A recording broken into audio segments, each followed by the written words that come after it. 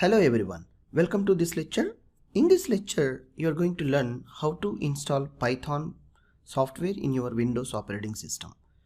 To download and how to get this software and how to install step-by-step procedure, I'll show you very quickly. Let's initiate your web browser. It may be Google Chrome or it may be Microsoft Edge or Mozilla or any other web browser. How you are going to be accessing internet, you just open Google and hit python.org. This is an official website to get the Python software to your computer system. And to learning Python programming language version is a very important decision to the beginners who are starting Python and who are entering into the IT industry. This is a great decision. So see here, I would like to explain you the latest version of Python. You need to concentrate more as a first, and earlier versions like legacy, like Python 2.0 is there, 2.5, some the different earlier versions are also available in Python.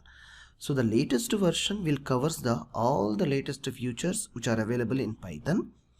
And in our course especially, we are also covering like previous versions, what they are having in earlier terms and now how it is modified. These are the concepts also we are going to explaining in this particular course. So be focused on very much in latest version of Python which are available till this program. It is a Python 3.10.2.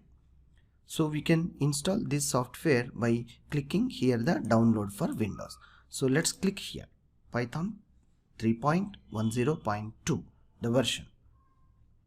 So now let's see which is installed successfully. Here in the left side it is showing, just put right click and open, or else double click on this running file. You will be seen like initiating of installation.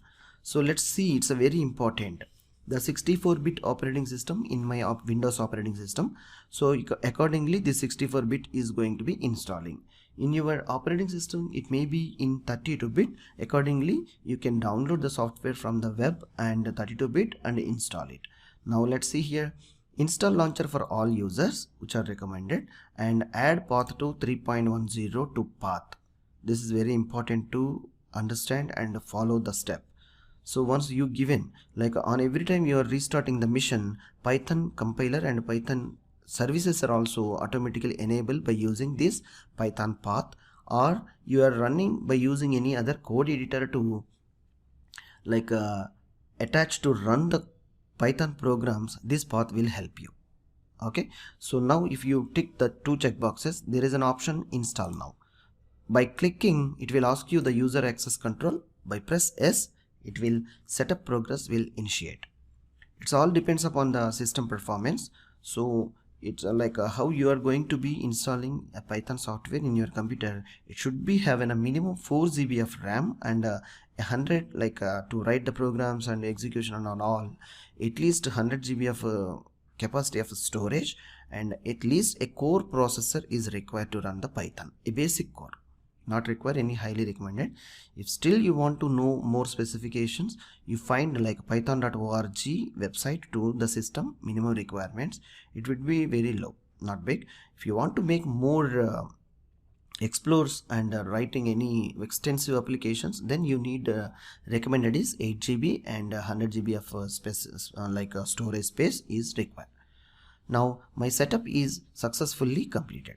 Close the this button, and you may see like a very ideal Python you will get here by pressing start button. Just type IDLE. Yeah, IDLE Python 3.0 means the prompt you will get here by installing the Python software. This ideal Python app you will get by clicking that ideal Python. You may test here. See, you will get in a prompt. Yeah, this window is here. So we can also say tell that shell prompt of ideal, like the Python prompt, like 3 greater than symbols, and it's going to be blinking the cursor over here. You may observe here this one. If you write a simple print of open and end parenthesis here hello, by hitting enter you will see hello. The immediate next line means your Python software installation is successfully installed in your computer. Whereas we are writing like a somewhat advanced program using any one code editor, we recommend you to write code on PyCharm editor.